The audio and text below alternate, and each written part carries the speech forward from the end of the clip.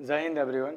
आज की इस वीडियो में हम जॉन डॉन के द्वारा लिखी गई एक कविता को पढ़ने वाले हैं जिसका नाम है Twickenham garden. In this video I am going to explain this poem in simple language so that you can understand better and perform better in your examination. जैसा कि हम जानते हैं कि जॉन डॉन अपने इस कविता में अपने मित्र लूसी को संबोधित करते हैं जो कि ट्विकनाम गार्डन में रहा करती थी और जॉन उनसे अक्सर मिलने के लिए भी जाया करते थे। इस कविता में उन्होंने अपनी प्रेम की तुलना एक मकड़ी से किया है और कहते हैं कि यह प्रेम उस मकड़ी के समान है जो खुशगवार और सुहावने वस्तुओं को भी नाखुशगवार वस्तुओं में परिवर्तित कर देती है। वो कहते हैं कि मैं अपने दर्द की मरहम की तलाश में जिस सुनहरे बागीचे के अंदर प्रवेश कर चुका हूँ और अपने साथ साथ मैं उस सांप को लेकर आया हूँ, मैं उस प्रेम को लेकर आया हूँ जो कि इस खूबसूरती को बदसूरती में परिवर्तित करने के लिए पर्याप्त है। Blasted with sighs and surrounded with tears, hither I come to seek the spring, and at mine eyes and at mine ears receive such bombs as else cure everything.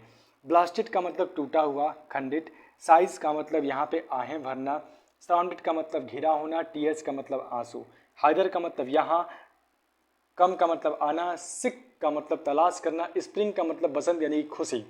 और फिर रिसीव का मतलब ग्रहण करना। बाम का मतलब मरहम जो कि उनके हर एक समस्याओं का समाधान निकाल सके। वो कहते हैं कि अत्यधिक दुखों के कारण मैं व्यथित अनुभव कर रहा हूँ और मैं आहें भरता हूँ, मैं आंसुओं से घिरा हुआ हूँ, मैं अत्यधिक कष्ट की गहराई में डूबा हुआ हूँ। आहों ने मुझे खंडित कर दिया है, यानी कि मैं दुख की दलदल में फंसते चला जा रहा हूँ। मैं आंसुओं से घिरा हुआ हूँ और इस बागीचे में मैं बसंत ऋतु यानी कि खुशी की तलाश में आया हूँ। मैं इस गार्डन में उस मरहम की तलाश में आया हूँ जिस मरहम से मेरे इस घने घाव का इलाज हो सके, मेरे इस घने घाव को भरा जा सके। वो कहते हैं कि मैं इन सभी वस्तुओं को देखकर, सभी परिस्थितियों को देखकर इतना दुखी हूँ कि मैं आहें भरते हुए आंसुओं से टूट चुका हूँ और अपने उस दर्द के समाधान का, उस दर्द के मरहम के लिए इस बागीचे में आया हूँ और मैं देखना चाहता हूँ, मैं उस मरहम को चाहता हूँ जो कि मेरे इस दर्द का समाधान निकाल सके, इस दर्द को मिटा सके। मैं उन दृश्यों को देखता हूँ एवं उन मधुर आवाज़ों को भी सुनता हूँ, ठीक है, जो यहाँ पर दिखाई पड़ रहे हैं, यहाँ पर सुनाई दे रहे हैं। मैं एक बागीचे के उन सभी परिस्थितियों का अनुभव कर रहा हूँ और ऐसा महसूस कर रहा हूँ कि वो सारी खुशियाँ, वो सारी खूबसूरती मेरे उस मरहम के समान है जो मेरे दर्द को मिटा रहे हैं। ऐसा कौन कहता है? कवि कहते हैं। But O self traitor, I do bring the spider love which transubstantiates all and can convert manna to gall, and that this place may truly be thought true paradise I have the serpent bought. अब देखो कवि क्या कहते हैं। अब कहते हैं कि ओ नो, ये मैंने क्या कर दिया। मैं तो अपने साथ, मैं खुद ही एक बहुत बड़ा गद्दार हूँ। मैं, वो अपने आप को कवि कहते हैं कि यह सुंदर दृश्य एवं आवाज़ें जो मैं सुन रहा हूँ वो मेरी पीड़ा को राहत पहुँचा रहा है, लेकिन ये क्या, मैं तो आत्मद्रोही हूँ, मैं गद्दार हूँ। मैं अपने साथ वहाँ पर एक प्रेम लेकर आया हूँ, स्पाइडर प्रेम, यानी कि वह प्रेम लाया हूँ जो कि उस मकड़ी के समान है जो कि वहाँ उपस्थित सभी वस्तुओं को परिवर्तित कर सकती है। वो कहते हैं कि मैं जो प्रेम लेकर आया हूँ वो बिल्कुल उस मकड़ी के समान है जो कि बसंत के सुखों को और आनंदों को दुखों एवं पीड़ा में बदलने की शक्ति रखती है। वह कहते हैं कि यह प्रेम बिल्कुल उस मकड़ी के समान है जो मन्ना, एक प्रकार का स्वर्गीय भोजन है, इसको भी एक विष में बदल सकती है। और साथ ही साथ वो ये भी कहते हैं कि मैं जिस गार्डन में अपनी दर्द के मरहम की तलाश में आया हूँ और अपने साथ जिस प्रेम को लेकर आया हूँ वो प्रेम इस पूरे मरहम को नष्ट कर सकता है। अब इस सबका मैं एक साथ बता रहा हूँ कि कवि बहुत दुख से खंडित हो चुके हैं, वो आहें भरते हैं और रोते हुए उस गार्डन में आते हैं आहों से वो खंडित हो चुके हैं और आंसुओं से वो घिरे हुए हैं। वह उस गार्डन में सिर्फ और सिर्फ इसीलिए आते हैं ताकि जो दर्द उनके मन में है, इस गार्डन की खूबसूरती को देखकर, यहाँ पर उपस्थित अलग अलग प्रकार के क्रिएचर्स को देखकर उनके दर्द का मरहम उन्हें मिल सके। फिर वो कहते हैं कि मैं इस गार्डन में अलग अलग प्रकार के आवाज़ सुन पा रहा हूँ, अलग अलग पक्षियों की चहचहाहट सुन पा रहा हूँ, जो कहीं ना कहीं मेरे दर्द को बहुत ज़्यादा आराम दे रहे हैं। और मैं इन दृश्यों को देख रहा हूँ, आवाज़ों को सुनकर मेरी भावनाओं को आराम भी पहुँच रहा है। ये बहुत सुंदर सा दृश्य है। ये आवाज़ मेरे लिए बहुत अच्छी हैं जो मेरे दुख और पीड़ा को राहत पहुँचा रहे हैं।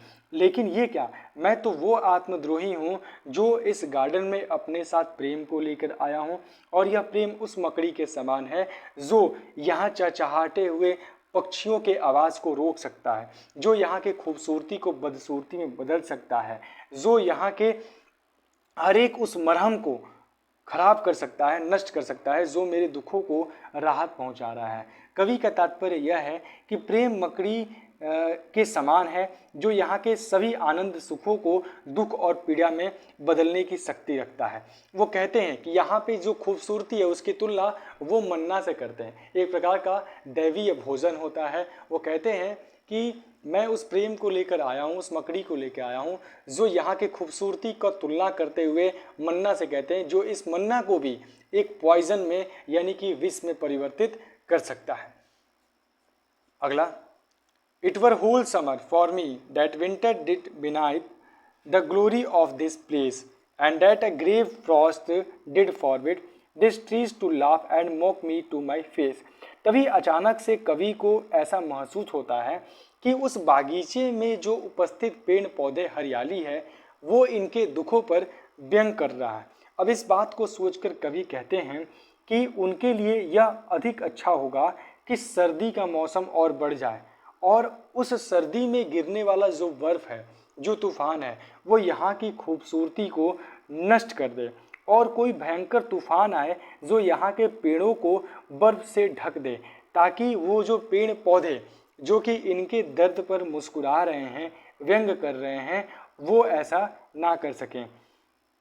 वो फिर आगे क्या कहते हैं, but that I may not disgrace endure not yet living loving love, let me some senseless piece of this place be, make me a mandrake so I may grow hair or a stone fountain weeping out my ear। तभी कवि को ऐसा एहसास होता है कि प्रकृति है और प्रकृति की सुंदरता किसी के ऊपर व्यंग नहीं कर सकती, लेकिन ऐसा उनको प्रतीत होता है। फिर वो कहते हैं कि दुर्भाग्य से अभी बसंत है और सर्दी यह कार्य नहीं कर सकता, यानी कि उनको रियलाइज़ होता है कि उन्हें अपने तनिक सुख के लिए इस अच्छे खूबसूरती को नष्ट करने के लिए किसी से आग्रह नहीं करना चाहिए। फिर वो कहते हैं कि मैं यहाँ पर रहना तो चाहता हूँ, क्योंकि कवि ना तो उस सुंदर गार्डन से जाना चाहते हैं और ना ही वहाँ पे उस अपमान को सहन कर पा रहे हैं, जो कि उन्हें समझ में आ रहा है कि ये पेड़ पौधे मेरे इस दर्द पर मेरा मजाक बना रहे हैं।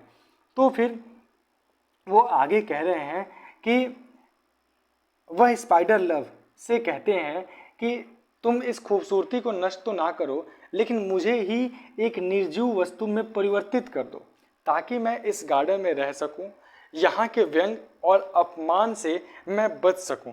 और फिर साथ ही साथ वो ये भी कहते हैं कि सबको, मतलब कि यहाँ पे कवि एक और बात कहते हैं कि प्रेम उनको मैंड्रिक वृक्ष जो कि टूटते समय रोने की आवाज़ करते हैं, या फिर पत्थर या फिर फुवारा बना दें, ताकि वह संपूर्ण बसंत में यानी कि उस गार्डन में रहकर वहाँ की खूबसूरती के साथ, वहाँ के चहचहाहट से भरे पक्षियों की आवाज़ सुनकर, वहाँ के अलग अलग प्रकार के बसंत को देखकर ये अपने उस दुख को भुला पाएँ।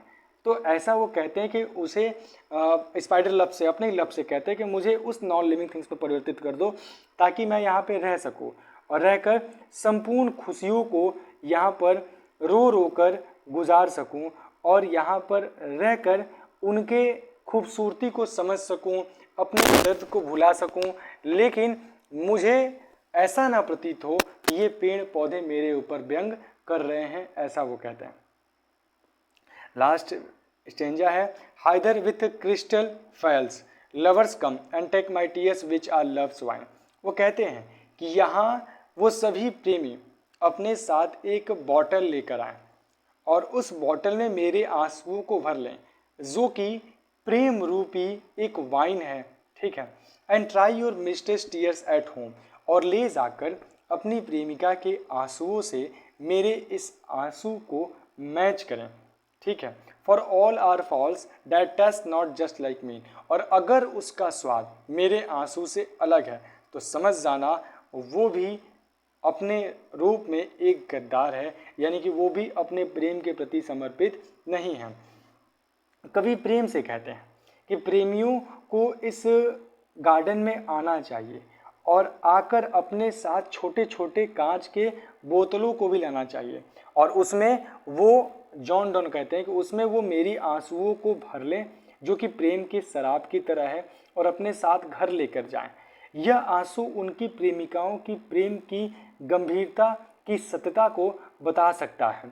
उस प्रेम की गंभीरता एवं सत्यता को जांचने के लिए एक कसौटी का कार्य कर सकता है।